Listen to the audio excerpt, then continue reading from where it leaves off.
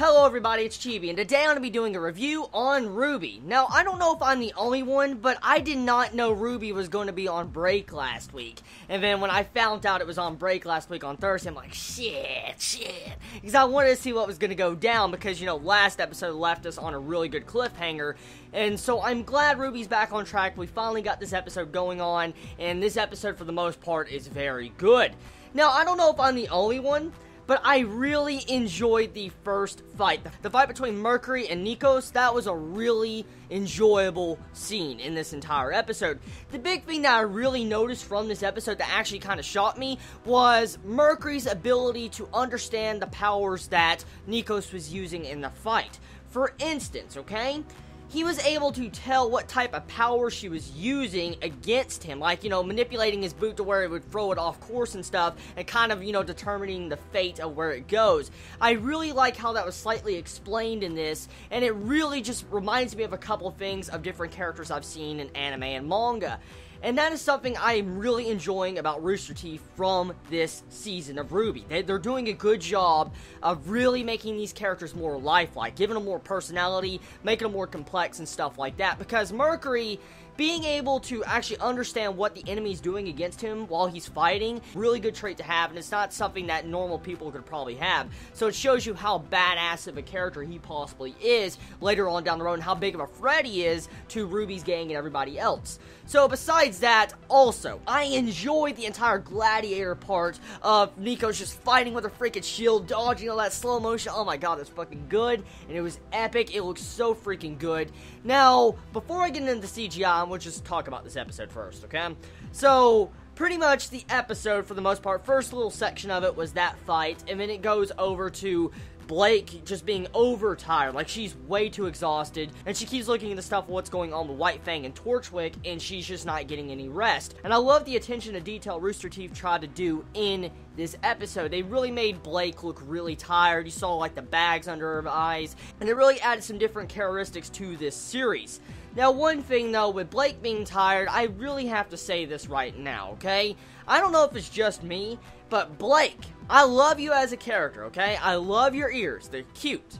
But, seriously, all she has done this season, and kind of last season, truthfully, is be the negative downer, the party pooper in the room. Seriously, she's always either the downer, the negative person, or she's just always bringing down the overall enjoyment, like the happiness flowing from everybody else. Now, I'm not saying she's a bad character, I'm not. I'm just saying, damn it, Blake, just get happy. Damn.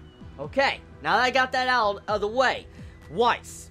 You gotta love how Rooster Teeth is trying to pick on Weiss constantly in this season. Like Torchwick a couple episodes back, how he's like RWBY and the gang and Weiss, and I was just like that was really funny. I like how Rooster Teeth's really trying to make fun of Weiss, acting like she's not human, calling her Ice Queen, stuff like that. It is really funny, and it reminds me a lot of this series, actually. You know, the entire bit with how Weiss is being called, you know, Ice Queen or Ice Princess, whatever. The girl in this manga pretty much gets called Yukina, and that means Ice Queen all the time because she's very heartless and stuff. So I find it enjoyable how it reminds me so much of that. But there's two different separate genres when it comes in terms of the series, the plot, and stuff like that. So if you're wanting something like RWBY, don't look at this. But anyways, personally, the episode was really good. It progressed well. We have a lot of things building up. We get to see Mercury and his fighting style. And honestly, there's a lot of different things that was cliffhangered at the end of this episode. Like the main villain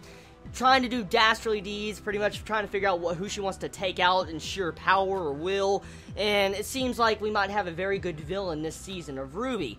Oh yes, one more thing before I end this review of RWBY. How do you all feel about Nikos technically getting the friend zone or shafted in this episode when, you know, you have Jaune tell her specifically, like, I bet you have guys lining up to take you to a date, and then it really hurts your feelings because you know Nikos probably doesn't have a date, and she was probably looking forward to going out with Jaune, and it really kind of upsets me, and it's a really sad moment, it really is, because, I mean, you have Jaune wanting to go after Weiss and try to get with her, But then you know for a fact that Nikos really loves Jaune, because, I mean, she wouldn't be standing there training him day after day if she did not have some form of love towards him. So, personally, tell me your thoughts about that. Did you feel bad about that entire scene? Do you feel like, Jaune is going to realize that Nikos loves him? Do you feel like, Nikos is going to try to confess to him? Let me know in the comments below, and how do you feel about that shipping? Let me know. Now, one thing though, okay? The CGI of this episode. Usually, as I've said many times, CGI and animation I tend to evaluate differently from other things, like terms of enjoyment and plot and stuff.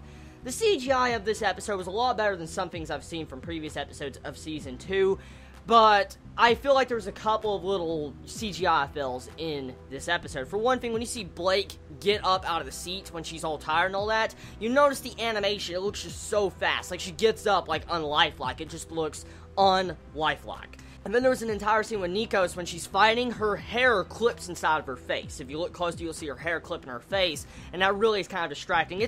You really won't notice it unless you stare at it and you're looking for it, but I do have to mention it since I did technically notice it. Overall, good episode. If I had to rate this episode of RWBY for everything, including entertainment value, I would give it an 8 out of 10. That's how I'd rate this episode. So tell me your thoughts, everybody, how you felt about this episode of RWBY. Did you enjoy it? Did you hate it? What was your favorite moments about it? I love all of you so much. You have a wonderful day or night wherever you live. Please be safe. Chibi out.